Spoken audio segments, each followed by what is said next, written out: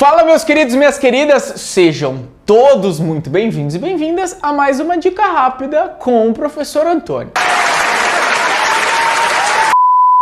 Pessoal, dica rápida de hoje. O que eu trouxe para vocês?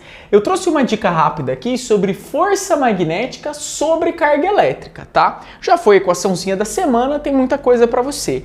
Mas para a gente entender um pouco por que força elétrica... Não, pera, mas é força magnética. É por que carga elétrica sofre força magnética? Dá uma olhadinha no começo do vídeo que a gente postou lá da lei da indução, se você ainda não viu. Dá uma olhadinha aqui. Seguinte, interações. A gente já viu juntos então que é o seguinte, se eu pegar dois ímãs, lembra, a gente convencionou, eu falei para você assistir de novo, mas eu vou colocar aqui, que o polo que não tem nada é sul, o polo pintadinho de vermelho pra gente é norte. Então se eu pegar dois ímãs aqui e aproximar norte com sul, ou seja, polos opostos, eu tenho atração. Se eu pegar polos iguais, repulsão. Isso aqui para ímã. Para cargas elétricas, eu também sei que se eu tiver cargas iguais, repulsão. Cargas de sinais opostos, atração. Agora, o que acontece aqui? O que acontece se eu pegar uma carga elétrica e aproximar de um ímã? Essa é a pergunta que a gente tem que conseguir responder para falar de lei da indução, beleza? O meu ponto é o seguinte, pessoal, vai haver interação aqui? Depende de uma série de circunstâncias, tá? Vocês devem até lembrar, existe uma equaçãozinha chamada força de Lorentz, eu vou falar para vocês depois, tá? Mas o que é importante, nem sempre eu vou ter interação, existem condições específicas. Mas a gente sabe hoje em dia que isso aqui acontece, pode acontecer influência no movimento um do outro. Agora que você já relembrou um pouquinho como funciona essa interação, que eu falei que ia dizer um pouco mais tarde, vamos voltar aqui e dar uma olhada. Então, gente, o que eu preciso mostrar para vocês sobre esse cara? Existirá força magnética sobre uma carga elétrica imersa em um campo magnético, dependendo de duas condições. Primeiro, da velocidade, caso ela exista ou não. Segundo, tem uma componente de ângulo que é extremamente importante e a gente precisa analisar. O primeiro ponto é, eu escrevo isso aqui dessa maneira que é bem mais simplificado. Mas claro, se você for mais formal, no fundo, esse cara é vetorial, esse cara é vetorial, esse cara é vetorial. Então aqui, essa equação serve para a gente calcular o módulo da força, que vai ser o módulo da carga que não é vetorial, mas pode ser positiva ou negativa. Aí será o módulo da velocidade vezes o módulo do vetor indução magnética. Então são muitos módulos, tá?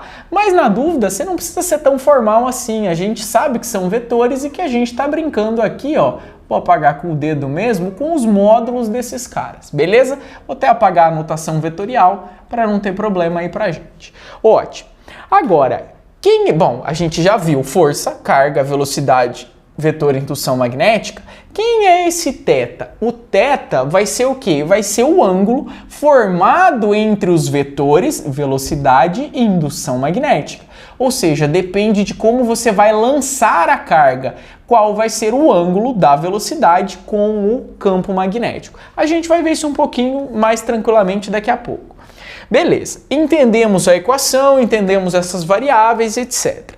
O que eu preciso falar para você lembrar? Duas principais características para nunca esquecer sobre essa força magnética. A primeira, a força magnética ela vai ser sempre o quê? Perpendicular ao plano que contém os vetores velocidade e campo magnético. Aí você olha para mim, força perpendicular, campo magnético. Professor, como assim? Vou dar um exemplo para vocês. Só para ficar mais claro, tá, gente? Só para você imaginar um plano. Eu vou pegar a minha prancheta aqui, companheira de muito tempo. Então a prancheta, cebolinha, né? Só que não. A prancheta, o editor riu, eu ri, todo mundo riu aqui. Vamos lá. Gente, seguinte, tá aqui, ó, prancheta, plano. Imagina que exista um campo magnético, por exemplo, naquela direção, e eu vou lançar, por exemplo, uma carga elétrica aqui. Então, existe um campo magnético para lá, e eu vou lançar uma carga elétrica aqui. Pode ser positiva ou negativa. O que vai acontecer? Ela vai ficar sob a ação de uma força magnética, dependendo da situação do ângulo. Só que ela não vai poder virar nem para lá, nem para cá, porque a força magnética tem que ser perpendicular. Então, na hora que a carga vier, ou ela vai subir, ou ela vai desviar descendo. Por quê? Porque a força vai ter que ser perpendicular ao plano que contém o campo magnético e que contém o vetor velocidade. Beleza? Claro, a gente vai aprender a descobrir quando ela sobe, ela desce, parece música, né? Mas não é sobe e desce de dança. Mas isso vai ficar claro daqui a pouquinho pra gente, fechou? Então entendemos essa primeira coisa. Segunda característica da força magnética para você não esquecer nunca mais. Seguinte, a força magnética, ela nunca, eu escrevi não e eu vou reiterar aqui, nunca altera a velocidade da partícula carregada. Pelo menos para esse caso. Eu quis ser enfático, tá? Então vamos lá. Por que isso é importante? Reparem que no exemplo que eu dei do plano, a partícula sobe ou desce. Então a força magnética ela vai estar ligada com desvio e não com aceleração ou desaceleração. E lembrar disso é extremamente importante. Se você quiser, a grosso modo, estudar como funciona isso aqui, você vai descobrir que isso acontece porque, uma vez que essa força é perpendicular ao plano da velocidade, a força magnética vai agir como uma resultante centrípeta. Então eu vou contar isso aqui para você, segredo nosso, tá, gente? Que no fundo esta força magnética pode ser escrita como uma resultante centrípeta. Então a força magnética ela vai estar relacionada com m vezes v ao quadrado dividido pelo raio. O que eu tô te dizendo que dependendo da massa, claro, da partícula e da velocidade, ela vai curvar dentro do campo magnético.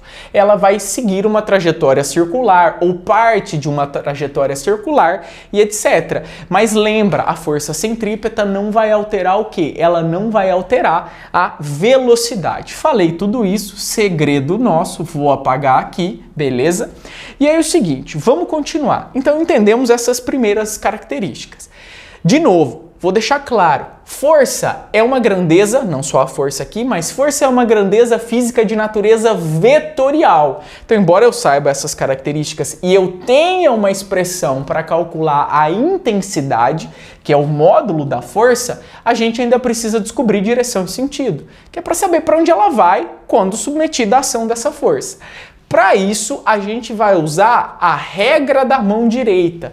De novo, gente, mão direita de vocês. Cuidado, tá, pessoal? Eu mesmo confundo às vezes direita e esquerda, então tem que ser sempre a mão direita. Fechou.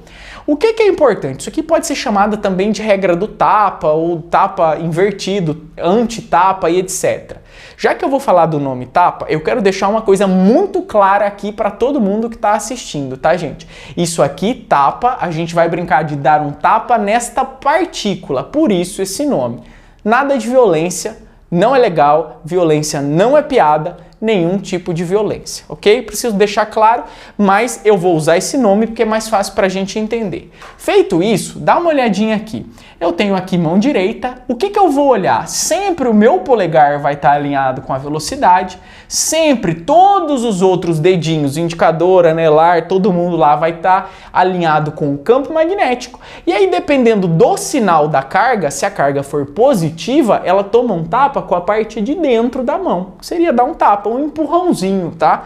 E se for uma carga negativa, o tapa é invertido. Ela vai tomar um tapa com a parte de fora da mão, beleza? Fica mais fácil para a gente pensar assim. Vou dar dois exemplos, porque você deve estar pensando, mão direita, não sei o que, você já vê que minha mão tá toda suja de apagar o quadro aqui, mania minha, mas não tem problema, depois a gente lava e fica bom. Isso aqui é só para a gente dar o exemplo. Exemplo 1. Lembra da nossa anotação? Se você não lembra, assista lá os primeiros vídeos sobre campo magnético, que é a anotação do xizinho, bolinha, às vezes para representar. O que eu estou querendo dizer aqui? O que eu estou dizendo para você é que esse vetor indução magnética, xizinho, quer dizer que ele está entrando no plano do quadro, tá? Se fosse bolinha, ele estaria saindo. O vetor indução magnética está entrando. Eu preciso fazer a regra da mão direita. O que eu vou fazer? Vou pegar todos os meus dedinhos aqui, eles não podem estar para lá, para cima, para vocês, nem para baixo. Está quase quebrando a minha mão. Por quê? Porque o campo magnético está entrando. Então, para onde eu vou alinhar os meus dedos? Eu vou alinhar entrando. beleza? Velocidade, tá aqui, polegar. Tá para cima? Não. Tá para lá? Não. Tá para baixo? Tá... Não. Para onde tá? Ah, tá para baixo. Então, beleza. Então, eu vou fazer isso aqui. Reparem aqui, eu sei que é meio estranho, então eu vou inverter um pouquinho, só girar aqui um pouquinho. Campo magnético entrando, velocidade para baixo, a partícula é positiva, ela toma um tapa. Então ela vai ser desviada naquela direção, tá, gente? O que vai acontecer aqui? O que eu vou mostrar para vocês aqui é o seguinte, ó. A partícula, se não tivesse o campo magnético, como ela tem velocidade, provavelmente ela seguiria esta trajetória. Como existe um campo magnético, a força magnética que vai atuar como resultante centrípeta vai fazer com que esse cara o quê? Entre aqui e sofra um desvio, ele vai percorrer um setor circular. Acabou o campo magnético? Acabou. Esse cara continua retilíneo como se nada tivesse acontecido. E isso aqui vai acontecer por conta da força magnética. Quer representar o vetor indução magnética? Você pode pensar nele agindo como força centrípeta, sempre apontando para onde? Para o centro desta semicircunferência, tá? Porque aqui ele não fechou a circunferência inteira, então é um quarto, é um quadrante de circunferência. E aqui eu estou representando o vetor força magnética. Beleza? Entendemos um pouquinho? Vou só apagar um pedacinho para não interferir no nosso exemplo 2. Fechou? Vamos dar uma olhadinha. Então, pessoal, dando uma olhadinha aqui no segundo exemplo, tá? Tá meio poluidinho aqui, tá meio pequeno, mas eu coloquei duas cargas. Ali eu tinha analisado uma só, aqui eu vou analisar duas, tá? A primeira que eu quero analisar com vocês é esse cara aqui, agora é uma carga negativa. Reparem agora pra gente, eu chamei de carga A e carga B, mas o vetor indução magnética agora, reparem que ele não tá o quê? Ele não tá nem entrando nem saindo do quadro, agora ele tá alinhado pra lá. Então, regra da mão direita, dá uma olhada aqui, não vai estar apontando pra cima, não vai estar entrando, não vai estar saindo. Campo magnético pra lá. Velocidade, tá entrando? Não. Tá para baixo? Não. Tá saindo? Eita, meu braço. Não. A velocidade tá onde? Tá para cima. Esse cara é padrão. O que vai acontecer nessa situação? Professor, toma um tapa. Cuidado, a carga é negativa. Então ela toma um tapa com a parte de fora da mão. Esse elétron, e aí eu vou ter que tentar explicar para você em 3D, que seguiria essa trajetória retilínea, a hora que ele entrar no campo magnético, ele vai ser desviado para a sua vista, ele vai fazer isto aqui, beleza? Então, nesse caso, a força magnética vai estar o quê? Vai estar bolinha. Por quê? Porque a força magnética, a hora que o elétron entrar, tô chutando elétron porque é uma carga negativa, tá? Vai fazer o quê? Vai apontar para fora e vai fazer com que ele curve. Ok? Deu para entender esse cara aqui. E aí, esse segundo exemplo, então, que seria a força magnética sobre essa carga A, e eu fiz questão de trazer esse cara aqui pra gente, é pra gente analisar uma coisa. Repara aqui, você fala, pô, professor, tem velocidade para lá, tem campo magnético que continua para lá, todo mundo alinhado. Não pode tomar um tapa ao contrário? Não. Por quê? Se você analisar, olha só, traça uma retinha pontilhada aqui e você vai ver o seguinte, o ângulo entre a velocidade e o campo magnético, 90 graus. Se você fizer o mesmo aqui, ó, lembra o vetor velocidade, vou desenhar aqui do lado, e aí eu vou até usar aqui o meu canetão, porque está em 3D, ó, a velocidade está descendo, o campo magnético está entrando, vou desenhar aqui. A hora que eu viro para você, você vê que o ângulo é 90 graus. 90 também dá para brincar. Agora, nesse caso aqui, a hora que você desenha esse pontilhado aqui, você está vendo o seguinte, pô, professor, a velocidade e o campo magnético, eles estão juntos. Poderiam estar opostos também, o ângulo 180, mas aqui o ângulo é zero.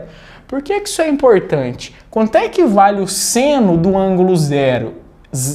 O seno do ângulo zero vale quanto? Vale zero. E o seno de 180, por exemplo, se fosse o inverso também vale zero. Então eu tenho que tomar cuidado, por quê? Porque quando a partícula for lançada paralela ao campo magnético, seja no mesmo sentido ou seja no sentido contrário, ângulo de 0 ou 180, para esses dois caras aqui não existe força magnética, tá? Força magnética é nula. Mesmo partícula carregada, mesmo tendo velocidade, imersa em um campo magnético. Eu não posso lançar com ângulo de 0 ou 180 graus. Então, não é única e exclusiva a condição da velocidade. Eu preciso tomar cuidado com aquele ângulo. Fechou? Então é o seguinte, entendemos um pouco sobre essas grandezas, como funciona, lembramos duas principais características, aprendemos a usar a regra da mão direita para esse cara.